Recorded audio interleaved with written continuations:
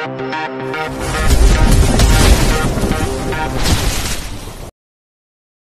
39-42.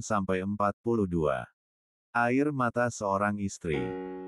Jika kau terus melangkahkan kakimu, maka aku tidak akan segan-segan menembak kau sekarang juga, ancam Ravindra pada wanita yang kini masih membelakanginya dan berusaha untuk tetap berjalan menghampiri Kenzo. Namun setelah mendengar ancaman dari Ravin, Karina lebih memilih untuk melarikan diri dan mencoba menyelamatkan nyawanya sendiri agar dia masih bisa keluar masuk mansion dengan leluasa. Aku harus segera pergi dari tempat ini, tapi bagaimana caranya, gumam Karina dalam hatinya. Sedangkan Kenzo yang masih pura-pura tertidur, ia mengambil tanah kering dan melemparnya ke arah Karina. Membuat Karina berteriak. Rasakan ini wanita jahat. Dasar bocah sialan, teriak Karina kelepasan karena matanya begitu perih terkena tanah kering yang dilemparkan Kenzo padanya. Karina, Juna, tangkap wanita itu. Berani sekali dia menyakiti putraku. Hei, lepaskan aku, teriak Karina meraung minta dilepaskan. Dengar, mungkin saja kau dilepaskan setelah nyawamu terlepas dari tubuhmu, seperti mereka, bisik Juna sambil memperlihatkan pada preman yang membawa Kenzo. Jangan. Jika aku begitu lalu kau seperti apa? Sekarang lebih baik kau ikut aku dan jangan bertingkah macam-macam, jika tidak, kau akan merasakan seperti preman sewaanmu. Kini Ravin langsung menggendong putranya keluar dari gudang terbengkalai itu, agar Kenzo tak menyaksikan bagaimana para anak buahnya menghabisi para preman yang sudah menculik putranya. Kenzo, kau baik-baik saja kan? Tanya Ravin dengan raut wajah datarnya. Dia nampak khawatir, namun ia tidak bisa mengungkapkan perasaannya saat ini. Sedangkan Kenzo yang melihat raut wajah sang Dedi yang terlihat biasa saja, ia merasa sedikit kecewa. Kenzo, jawab pertanyaanku. Aku baik-baik saja, di mana Momi? Wanita jahat itu sudah mencelakai Momi juga, apa Momi baik-baik saja? Di mana dia sekarang? Kenzo langsung memberondong banyak pertanyaan pada sang Dedi, sedangkan yang ditanya hanya diam tak menjawab. Karena ini baru pertama kalinya Ravin mendengar putranya yang begitu irit bicara kini berbicara panjang lebar, hanya demi menanyakan keadaan orang asing yang ia panggil Momi. Mata Ravin sedikit berkaca-kaca karena apa yang selama ini ia pikirkan tentang putranya kini tidak terbukti. Ravin memeluk Kenzo dengan sangat erat. Apa kau begitu menyayangi orang asing itu? Maksudku Mila, wanita yang kau panggil Momi, tanya Ravin saat ia tengah memeluk tubuh mungil putranya. Sangat. Da adalah Momi terbaik di dunia ini, ucap Kenzo dengan senyum mengembang menghiasi wajahnya, membalas pelukan hangat yang diberikan dedinya. Anggun, jika aku menikah lagi apa kau akan mengizinkannya? Ini demi putra kita. Dan anakku yang lainnya. Maaf Anggun jika kau merasa terhianati, tapi mungkin inilah takdir yang harus kujalani saat ini. Kita pulang, ucap Ravin yang langsung menggendong putranya meninggalkan tempat itu. Sedangkan Juna dan para pengawal lainnya masih membereskan para parasit yang mengganggu kenyamanan tuan majikannya. Dokter, bagaimana keadaan kakak saya? Tanya Mia dengan wajah cemasnya. Pasien sudah melewati masa kritisnya, kemungkinan akan sadar setelah beberapa menit kemudian. Terima kasih dok, apa saya boleh masuk untuk melihat keadaan kakak saya? Tentu, silahkan. Terima kasih, ucap Mia yang langsung pergi meninggalkan sang dokter, yang masih berdiri di tempatnya memandang Mia dengan wajah anehnya. Aku seperti pernah bertemu dengan gadis itu, tapi di mana ya? Ucap sang dokter, ia pun mulai mengingat-ingat kembali. Sudahlah, itu tidak terlalu penting, aku seorang dokter 29% pasti melihat orang yang sama setiap harinya. Di dalam ruangan Mila masih tertidur pulas dengan selang yang menancap di pergelangan tangani. Kak, apa kau baik-baik saja? Tanya Mia dengan wajah sedihnya, menatap wajah sang kakak yang masih terlihat pucat walau tidak seperti sebelumnya. Kak, jangan membuatku takut, karena hanya kamulah satu-satunya keluarga yang kumiliki di dunia ini. Mia menggenggam tangan sang kakak dengan derayan air mata yang membasahi pipinya. Kak, jangan terus membuatku khawatir, bukankah kau ingin melihat adikmu ini menjadi orang sukses di masa depan? Mia terus mengeluarkan unek-unek yang ada di dalam hatinya, berusaha untuk menyadarkan Mila dari alam bawah sadarnya. Tanpa Mia sadari, sedari tadi ada seseorang yang berdiri di ambang pintu mendengarkan semua keluh kesah Mia.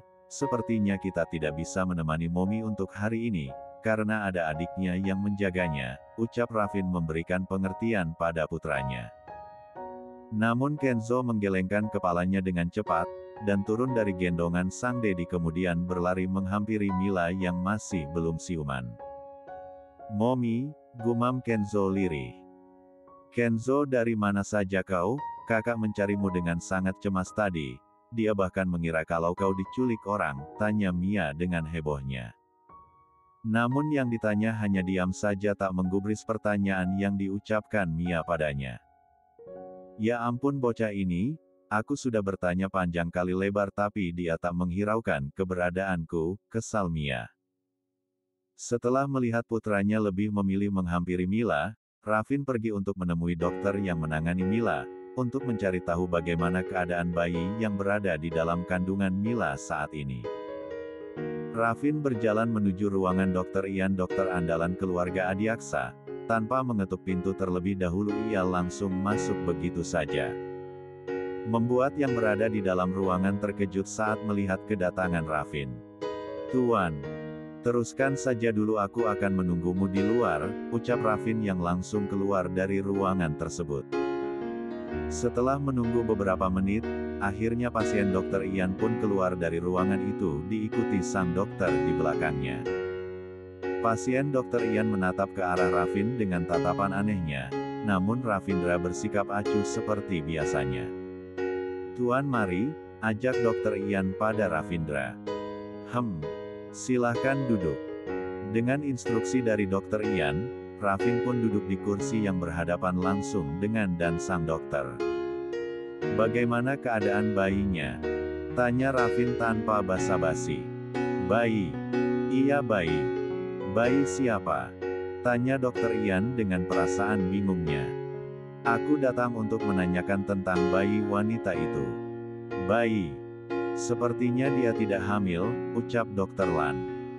Hei, kau jangan main-main denganku, jelas sekali aku melihatnya mual muntah pagi tadi. Oh, soal itu. Bagaimana cara aku menjelaskannya ya? Dokter Ian terlihat sangat bingung. Hanya itu, apa maksudmu? Cepat jelaskan.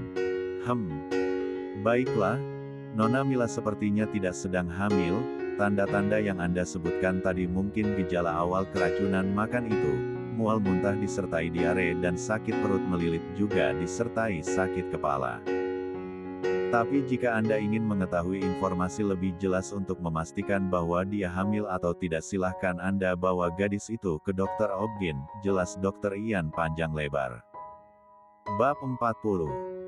Rafindra keluar dari ruangan Dokter Ian. Ia berjalan menuju kamar inap yang ditempati Mila saat ini. Dari kejauhan ia mendengar suara tawa putranya.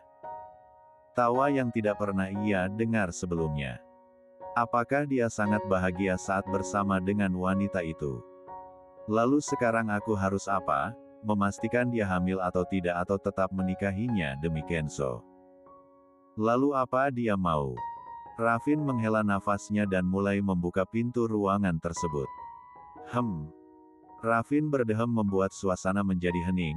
Mila dan semua orang yang berada di sana menatap ke arahnya dengan berbagai ekspresi. Aku ingin bicara denganmu, pinta Rafin dengan wajah datar tanpa ekspresi sedikit pun, menatap Mila dengan tatapan mata elangnya. Ada apa ini? Kenapa dia seperti ingin memakanku saja? Baiklah, Dek, tolong ajak Kenzo sebentar, bisik Mila pada adiknya. Tanpa menjawab ucapan kakaknya, Mia langsung keluar dari ruangan itu dan membawa Kenzo dalam gendongannya. Ada apa tuan? Tanya Mila saat pintu ruangan sudah ditutup oleh sang adik. Aku ingin bertanya sesuatu padamu, tapi aku harap kau tidak tersinggung dengan hal ini. Silahkan saja Tuan, katakan apa yang ingin Tuan tanyakan pada saya. Mila sedikit menunduk karena ia tidak berani menatap mata tajam Raffin yang seakan bisa mengulitinya saat ini juga. Apa kau sedang mengandung anakku? Tanya Raffin langsung pada intinya, membuat Mila langsung menatap wajah tampan Big Boss-nya. Tidak, jawab Mila dengan cepat dan singkat. Setelah mendapatkan jawaban dari Mila, kini suasana ruangan itu pun menjadi hening seketika. Mungkin Tuan sudah salah paham dengan kejadian malam itu. Mila menjeda perkataannya, ia menghela nafas panjang dan memberanikan diri untuk menatap kedua mata Big Boss-nya. Dengar Tuan, berulang kali saya mencoba untuk menjelaskan hal ini. Namun Anda tidak mau mendengar cerita saya terlebih dahulu, jadi saya mohon kali ini biarkan saya menjelaskannya secara detail dan mohon agar Anda tidak menyela cerita saya terlebih dahulu. Raffin menjawab ucapan Mila dengan deheman saja. Kini ia akan diam dan tidak mengatakan apapun sebelum Mila selesai bercerita tentang kejadian malam itu. Kejadian yang tidak bisa ia ingat sama sekali dan kejadian yang tidak bisa ia lacak menggunakan CCTV, karena tak ada kamera apapun yang ia simpan di ruang kerjanya. Karena ruangan itu bersifat pribadi dan rahasia, siapapun tidak boleh masuk selain Rafif dan Juna saja. Dan selain itu ia tidak memasang CCTV di ruang itu karena ia tidak ingin jika ada seseorang yang tidak suka padanya, membobol keamanan dan membocorkan rahasia perusahaannya ke publik. Karena dalam dunia bisnis semua itu bisa saja terjadi. Malam itu tidak ada apapun di antara kita. Anda memang memaksa saya untuk melayani Anda, karena Anda pikir saya adalah anggun istri Anda. Dengan perlahan Mila pun menceritakan tentang kejadian malam itu pada Raffin, tanpa ada yang ditutup-tutupi dan dilebih-lebihkan. Mila bercerita sesuai fakta dan kenyataan yang ada dengan hati yang teriris, karena mengingat kembali kejadian malam itu. Kejadian di mana ia merasa sangat dilecehkan oleh majikannya sendiri. Mila terus menceritakan dari A sampai Z dengan air mata yang terus membasahi pipinya. Maaf jika saya sudah berbuat kekerasan pada Anda Tuan, karena hanya itulah jalan satu-satunya untuk saya melindungi kehormatan saya sebagai seorang perempuan. Walau memang pada kenyataannya saya bukan perempuan yang sempurna dan Mila tak bisa meneruskan perkataannya lagi. Sedangkan Raffin merasa dirinya sangat malu dan bersalah dalam hal ini. Ia juga tidak terlalu mempermasalahkan tentang kejadian di mana Mila memukulnya dengan botol air mineral. Karena Raffin mengerti bahwa Mila hanya menyelamatkan dirinya dari kesalahan yang akan ia buat malam itu. Kenapa mereka berdua lama sekali di dalam sana? Apa yang sedang mereka bicarakan? Gumam Mia dengan raut wajah khawatirnya. Bagaimana jika si Kanebo kering itu menceritakan tentang Kak Mila beberapa waktu lalu? Karena selain Riri dan pria sombong itu dia juga ada di sana. Mia terus berjalan mondar-mandir sambil terus memainkan tangannya. So, kenapa ayahmu lama sekali? Sebenarnya apa yang sedang mereka bicarakan? Tanya Mia pada Kenzo, dan hanya dibalas gelengan kepala saja oleh Kenzo, karena ia pun tidak tahu apa yang sedang dibicarakan dedinya di sana. Ceklek. Pintu pun terbuka dan menampakkan pria tampan berwajah dingin tanpa ekspresi itu datang menghampiri Mia, lebih tepatnya menghampiri sang putra. Ayo kita pulang sekarang. Ajaknya pada sang anak. No Dad, aku ingin di sini menunggu Momi, tolak Kenzo. Dia akan istirahat. Jika kau di sini maka dia akan merasa terganggu nanti. Itu bahkan membuat kesehatannya menurun dan dia akan lama berada di tempat ini. Apa kau ingin seperti itu? Tanya Raffin dengan nada dinginnya. Sedangkan Kenzo langsung menggelengkan kepalanya dan menuruti perintah dari sang dedi, untuk meninggalkan tempat itu untuk kembali ke mansion. Setelah melihat ayah dan anak itu pergi, Mia langsung masuk ke dalam ruangan kakaknya. Ini adalah kesekian kalinya Mila masuk rumah sakit membuat Mia begitu prihatin dengan keadaan kakak yang seperti itu. Ini semua berawal dari keluarga Hendra. Jika sejak awal kakak tidak menikah dengan lelaki laknat itu mungkin saja kakak tidak akan berada di titik ini. Dek, kenapa kamu bengong di situ? Di mana Kenzo? Tanya Mila yang mencari keberadaan bocah imut yang sudah mengisi kekosongan hatinya. Ah, dia sudah pulang kak, kau istirahat saja ada aku yang akan menjagamu di sini. 2 hari pun berlalu Mia mempersiapkan berkas kepulangan kakaknya, semoga ini terakhir kalinya aku menyiapkan berkas seperti ini, gumam Mia, yang terus berjalan tanpa melihat ke arah depan, hingga ia tidak sengaja menabrak seseorang membuat berkas-berkas yang berada di tangannya jatuh berserakan di lantai rumah sakit itu. Hei, kalau jalan itu pakai mata, bentak Mia tanpa melihat siapa orang yang sudah menabraknya. Ia terus mengomel sambil merapikan berkas-berkas yang berserakan. Dengar kau harusnya. Mia langsung berhenti berbicara saat melihat siapa orang yang kini berada di hadapannya. Kau, sedang apa kau di sini? Pertanyaan macam apa itu, ucap seorang pria yang berada di hadapannya kini dengan wajah sombongnya. Mia tersenyum sinis menatap pria yang berada di hadapannya saat ini. Ia menatap wajah pria itu dengan tatapan penuh kebencian dan begitu juga sebaliknya. Aku tidak menyangka bahwa pria sepertimu masih bisa berjalan-jalan dengan bebas di ruangan terbuka seperti ini, ucap Mia yang langsung menyindir pria yang berada di hadapannya. Jaga ucapanmu Mia, Hendra menggeram kesal pada gadis yang ada di hadapannya. Kenapa? Itu kenyataannya bahwa kau tidak pantas untuk berada di dunia ini, ucap Mia dengan pedasnya, membuat pria yang ada di hadapannya kesal dan melayangkan pukulannya pada Mia. Namun seseorang mencegahnya membuat Mia dan Hendra langsung menatap ke arah yang sama. Bab 41. Mila menghempaskan tangan mantan suaminya dengan raut wajah penuh kebencian. Aku tidak menyangka pria yang aku kenal baik dan lemah lembut sepertimu, bisa berubah menjadi pria kasar dan ringan tangan seperti ini, ucap Mila dengan nada sinisnya. Iya ini semua karenamu, karena ulahmu aku masuk penjara dan karena ulahmu juga istriku hilang, entah kemana membawa calon anak kami, sahut Hendra menyalahkan Mila. Wah hanya karena anak ya. Anak yang anak asli atau tidak, Mia menyela pembicaraan antara mantan suami istri itu, karena ia merasa sangat tidak terima dengan apa yang sudah diucapkan Hendra pada kakaknya.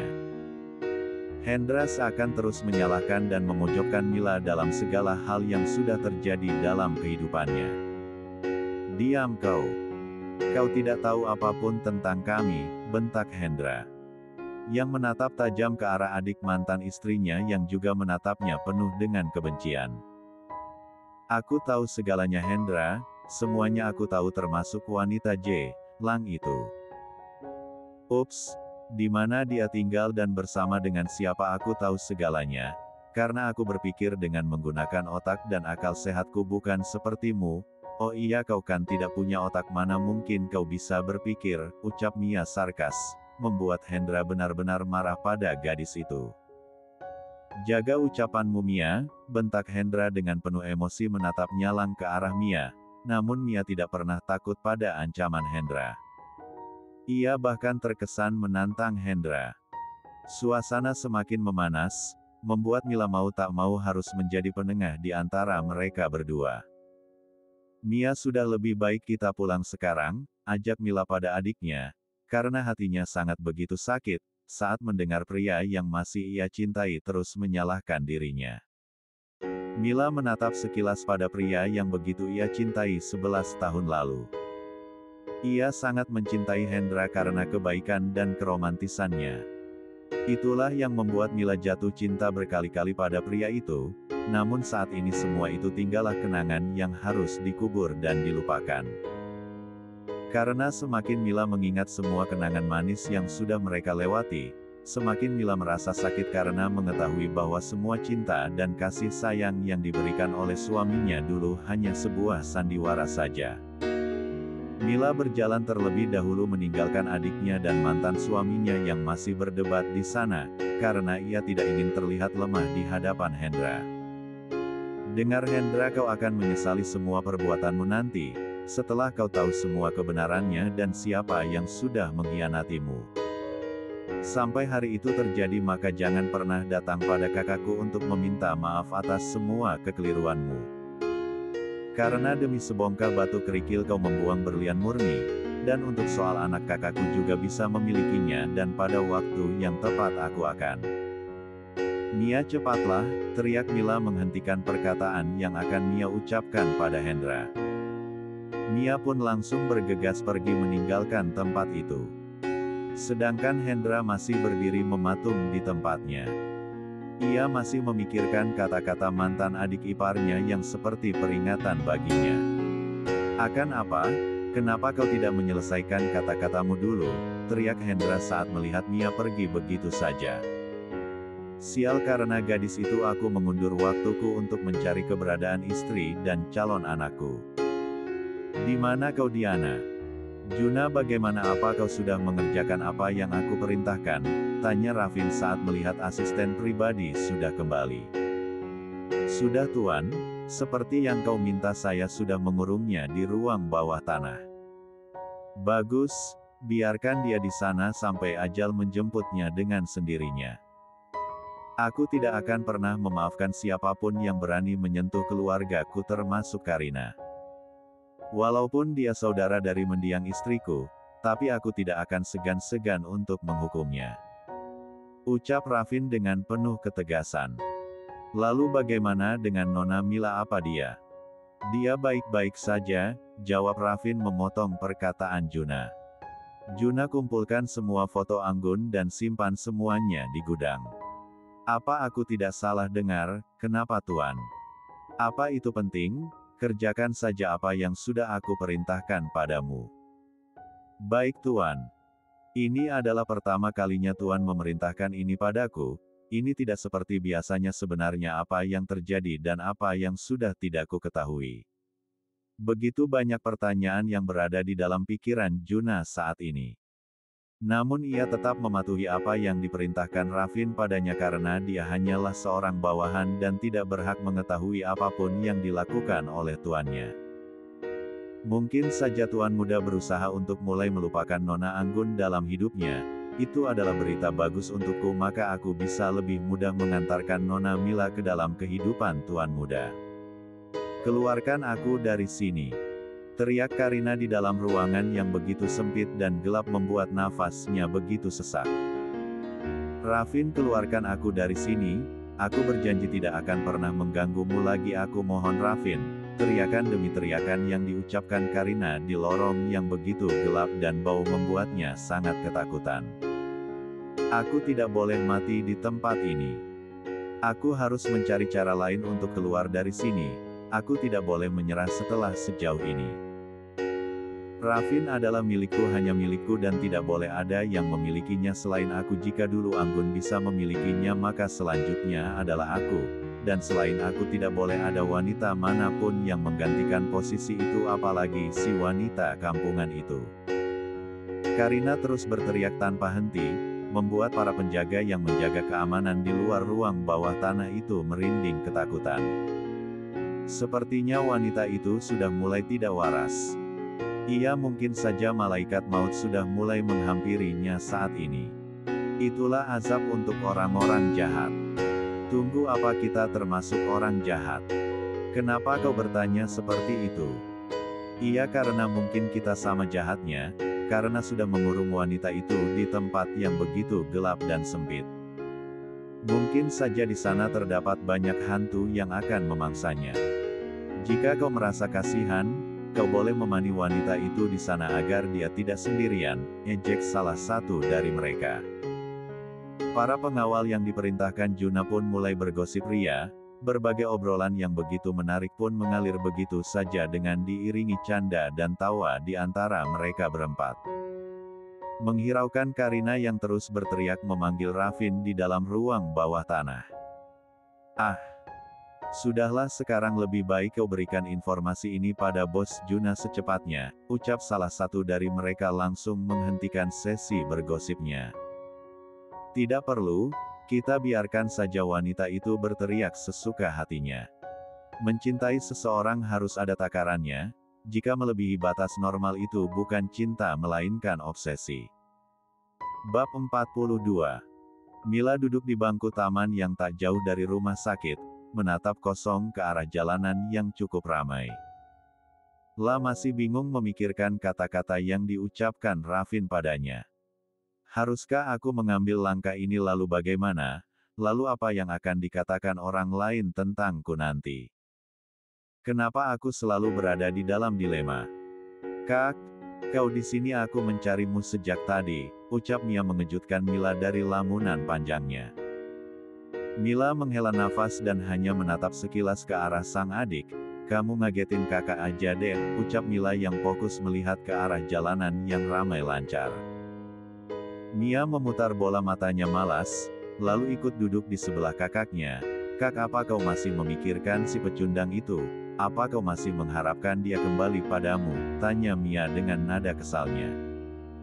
Karena ia sempat melihat tatapan penuh kerinduan sang kakak pada pria yang sudah sah menjadi mantan suaminya itu.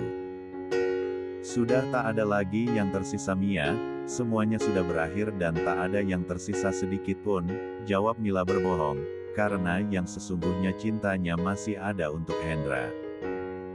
Karena tak mudah bagi Mila untuk melupakan rasa cinta yang begitu besar untuk Hendra karena Hendra adalah cinta pertamanya, dan pria yang mengisi hatinya selama ini. Begitu banyak kenangan yang mereka lalui bersama. Dari masa remaja hingga ke usia pernikahan yang sudah 11 tahun lamanya ia jalani bersama dengan Hendra. Hendra sudah mengajari kakak bagaimana rasanya jatuh cinta, dan dicintai, tapi dia juga yang memberikan luka yang begitu dalam padaku, hingga aku merasa aku sudah tak ingin lagi mengenal cinta. Rasa sakit yang teramat dalam ini membuat aku tidak percaya apakah cinta itu ada atau hanya omong kosong saja. Apa kakak menyesal sudah berpisah dengannya? Tanya Mia dengan sangat hati-hati. Mila menggelengkan kepalanya menyangkal semua yang ditanyakan sang adik. Sudahlah, tak perlu dibahas lagi, lebih baik kita pulang saja. Ayo, ajak Mila yang menghindar dari pertanyaan demi pertanyaan yang akan dilontarkan adiknya. Aku tahu bagaimana dirimu Kak, tapi aku harap kau segera mendapatkan pengganti pria itu secepatnya. Pria yang bisa menyayangimu dan mencintaimu setulus hatinya, dan yang terpenting bisa membuatmu bisa hamil dan menutup mulut keluarga si pecundang itu. Mia menatap punggung sang kakak yang kini mulai menjauh darinya. Mia, cepatlah, ucap Mila saat melihat sang adik masih berada jauh di belakangnya. Aku datang Kak, teriak Mia yang sedikit berlari menghampiri sang kakak. Di mansion utama, para pengawal yang ditugaskan Juna untuk mencopot beberapa foto mendiang istri Ravin pun mulai melaksanakan tugas-tugas mereka. Copot dengan hati-hati dan letakkan di gudang, lalu ditutup dengan kain agar tidak kotor, ucap Juna mulai memberikan instruksi. Baik bos, hati-hati jangan sampai jatuh. Juna, ada apa ini? Mau dibawa kemana semua foto-foto itu? Tanya Nyonya Renata dengan wajah bingungnya. Disimpan di dalam gudang Nyonya. Kenapa tiba-tiba? Saya tidak tahu Nyonya, ini perintah langsung dari Tuan Muda, jawab Juna seadanya, karena ia sendiri pun tak tahu mengapa Tuan Mudanya memerintahkan hal itu padanya. Ini hal yang langka Juna, ucap Nyonya Renata masih dengan wajah bingung dan tidak percayanya. Karena ini adalah hal yang mustahil bagi Ravin untuk menyingkirkan semua kenangan mendiang istrinya. Ada apa sebenarnya? Lebih baik aku tanyakan langsung saja padanya nanti. Nyonya Renata pun langsung pergi meninggalkan Juna dan para pengawal yang sedang bekerja, dan menuju ke kamar cucu kesayangannya untuk menemui putra dan cucunya. Ceklek. Sayang, cucu Grandma sedang apa? Tanya Nyonya Renata saat melihat cucunya tengah sibuk dengan alat tulisnya. Aku sedang menggambar Momi. Kenzo menunjukkan gambar seorang wanita yang sedang bersama dengan seorang anak. Wow, gambar yang indah, puji Nyonya Renata saat melihat gambar sang cucu sangat begitu indah. Kau sangat mirip dengan Anggun yang pandai melukis. Grandma, apa menurutmu Momi akan suka gambar buatanku? Tanya Kenzo dengan wajah bahagianya. Tentu Momi pasti akan sangat senang dengan karyamu. Lalu di mana Momi? Mengapa dia pergi lama sekali? Apa Momi masih sakit? Tanya Kenzo dengan wajah sedihnya. Momi masih membutuhkan waktu untuk memulihkan tenaganya. Kau bersabarlah dan terus berdoa agar dia baik-baik saja dan segera datang menemuimu secepatnya. Lanjutkan saja apa yang sedang ingin kau lukis. Grandma harus bicara dengan dedimu terlebih dahulu. Nyonya membelai dan menyecup cucu kesayangannya dengan penuh cinta. Di mana Raffin? Kenapa tidak ada di sini? Gumam Nyonya Renata yang langsung berjalan keluar dari kamar Kenzo. Juna, di mana Raffin? Tuan sudah pergi ke kantor Nyonya, sahut Juna singkat. Kapan dia keluar? Mengapa aku tidak melihatnya? Dasar anak itu. Nyonya Renata menghela nafas panjangnya. Ia sungguh tak mengerti dengan apa yang sedang dipikirkan putranya saat ini.